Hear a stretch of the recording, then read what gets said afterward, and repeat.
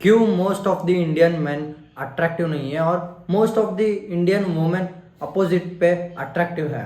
पहली बात तो इंडिया में जो सही है उसे गलत कहा जाता है और जो गलत है उसे सही कहा जाता है। फॉर एग्जाम्पल भाई, मैं जब मोटा था, स्किनी फैट था बेसिकली, तब मेरे फेस पे फैट था। तब लोग बोलते थे अच्छा दिख रहा है, घर का खाता पीता बच्चा है, हाँ ऐसे ही रहे। पर जब मैं जिम जाना शुरू किया और मैंने फैट लॉस किया और भाई थोड़े बॉडी पे मसल मास पुटिंग किया, तब लोग बोलने लगे अबे तू तो सूखी लकड़ी की तरह दिख रहा है, तू खाता पीता नहीं है घर पे, या फिर घर वाले खाना नहीं दे रहे हैं। और दूसरी बात, जब कोई इंडियन मैन स्किन केयर करने लग जाता है तो बोलते हैं भाई तू तो गे है, तू तो छक्का है।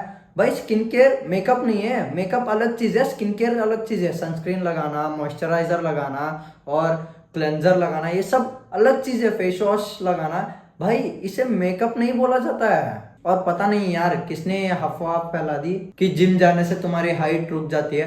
अबे भाई रुकती तो, आर्नोल्ड अभी इतना हाइट नहीं होता, जितना वो बचपन में था उतना ही होता, क्योंकि उसने बचपन से जिम करना चालू कर दिया था। और वे प्रोटीन जहर है, ये सब दिमाग में भर दिया है इन लोगों ने। किसने भरा है ये तो मुझे पता नहीं है, पर भर चुका है लोगों के दिमाग में, इंडियन लोगों के दिमाग में, जिससे वो कार्ब रिच डाइट फॉलो करते हैं। भाई देखो, जो अमेरिका है उसमें सबसे ज्यादा ओबीस लोग पाए जाते हैं, रैंकिंग में नंबर 1 आता है, और इंडिया थर्ड पे आता है। क्यों? क्योंकि जो फास्ट फूड है, प्रोसेस्ड फूड है, वहां पे ज्यादा पाया जाता है। और इंडियंस भी कहीं ना कहीं वही फॉलो किया जा रहा है, रोटी को छोड़ के पिज्जा खा रहा है। क्यों? क्योंकि मॉडर्न दिखना है भाई, हमें तो वेस्टर्न को फॉलो करना है। भाई इंडियन कल्चर में क्या रखा है? हमें तो पिज्जा हट जाना है, हमें तो केएफसी में खाना है, जिससे तुम स्किनी फैट बनते चले जाओगे और तुम्हारी टोन बाहर को आ जाती है। और मुझे एक ऐसा बंदा दिखा दो जो मोटा है, वो भी से और अट्रैक्टिव है। अगर आप मोटे बंदे हो आप पसंद आओगे, लड़कियों को नहीं, आंटियों को। ये दिमाग से निकाल दो कि भाई मैं अगर मोटा भी हो तो लड़कियों को, कुछ लड़कियों को तो पसंद होगा, ये दिमाग से निकाल दो भाई। तुम्हें लड़कियां कचरे की तरह देखेंगी, तुम्हें एक लास्ट ऑप्शन भी कंसिडर नहीं किया जाएगा। क्यों? क्योंकि लड़कियों को पता है सबकॉन्शियसली कि तुम अनहेल्दी हो। कुछ लोग हैं भाई जो जेनेटिक्स पे ब्लेम करते हैं कि इंडियन जेनेटिक्स ऐसे है। भाई इंडिया में महाराणा प्रताप, शिवाजी महाराज, ऐसे बहुत बड़े बड़े लेजेंड्स पैदा हुए हैं। ऐसे मत करो ब्लेम अपने जेनेटिक्स को। अगर ब्लेम करना है तो सिर्फ अपने आप को करो कि मैं बिस्तर से उठ के एक्सरसाइज नहीं कर पा रहा हूँ, जिससे मेरी बॉडी ओबीस बनती जा रही है, अनहेल्दी बनती जा रही है। ना कि अरे यार मेरे जेनेटिक्स से है, मेरे घर वाले सपोर्ट नहीं करते हैं। भाई जो करना चाहता है वो कहीं से भी रास्ता ढूंढ लेगा। आपने ये तो सुना ही होगा, टेढ़ी उंगली से घी निकालना पड़ता है। अगर आपको घी चाहिए तो आप टेढ़ी उंगली से निकालोगे उस घी को, आप बैठोगे नहीं कि अरे यार घी तो सीधी उंगली से नहीं निकल रही है। एंड हाँ, स्किन केयर करने से पहले मेरा स्किन ऐसा था, मेरे पिक्चर देख लो, और अभी स्किन केयर जब मैं कर रहा हूँ तब मेरी पिक्चर देखो। और प्लीज भाई जो गे बोलते, छक्का बोलते, उन्हें बोलने दो भाई। बस इतना समझो कि जब लोग तुम्हें गे और छक्का बोलेंगे, तुम समझ जाना कि तुम उतने ही अट्रैक्टिव बनते जा रहे हो। क्योंकि आप इंस्टा पे रील्स देखना, जो अच्छे दिख रहे हैं लौंडे, उनके कमेंट्स खोल के देखो, उनके कमेंट्स में यही मिलेगा, गे, छक्का, एस्ट्रोजन मैक्सिंग, ये सब लिखा होगा भाई। तो जितने आपको ऐसे टॉन्ट मिलेंगे उतने ही आप अट्रैक्टिव बनते जा रहे हो। And at the end of the day, जिसे अपनी परवाह है वो इन सब के बारे में चिंता भी नहीं करेगा।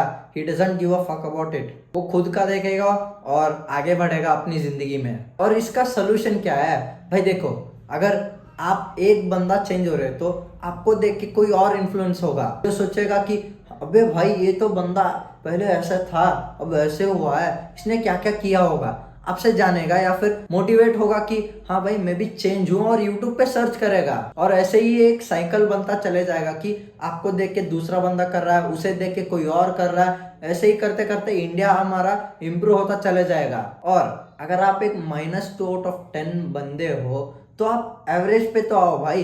भले ही आप एवरेज भी ना हो पर 0 पे तो आओ। 0 इज बेटर देन -2/10। हमेशा एम करो कि तुम पहले से अच्छे हो, चाहे वो लुक्स में हो, चाहे वो पर्सनालिटी में हो, चाहे पैसे में हो, कुछ भी हो, पर कल से तुम बेहतर हो। और जब आप इस एक माइंडसेट को रखोगे कि मैं कल से बेहतर होऊंगा, तो आपकी लाइफ ड्रास्टिकली इंप्रूव होगी। और हाँ, अगर आपके पास प्रोटीन खरीदने के पैसे नहीं है तो आपकी डाइट में वैरायटी की चीज़ें ऐड इन करो, जैसे कि अंडे हो गया, अगर आप नॉन वेजिटेरियन हो तो चिकन, इन सबको ऐड करो। मैं तो प्रमोट नहीं करता हूँ नॉन वेजिटेरियन, पर अगर आप वेजिटेरियन हो तो आप पनीर, कर्ड, दूध, इन सबको अपनी डाइट में ऐड इन करो और कोशिश करो कि अपनी प्रोटीन रिक्वायरमेंट को पूरी कर रहे हो। हाँ, अगर आपके पास पैसे है तो go for a way protein. और अगर तुम अपनी डाइट को सुधारोगे तो तुम अच्छा दिखोगे, अच्छा बनोगे और तुम्हारी आने वाली जनरेशन पे भी इफेक्ट पड़ेगा, तुम्हारे जीन्स और स्ट्रॉन्गर बनेंगी। और इस बात को ध्यान में रखना कि भले ही तुम चार ना बन पाओ पर तुम्हारा बच्चा जरूर बन सकता है। तो उसके लिए तो तुम कर सकते हो, जो तुमने प्रॉब्लम्स फेस करी है वो तुम्हारा बच्चा ना फेस करे। इसीलिए तो अभी ग्राइंड करो यार, उठो अपने बिस्तर से और काम करो। And that's it, love you.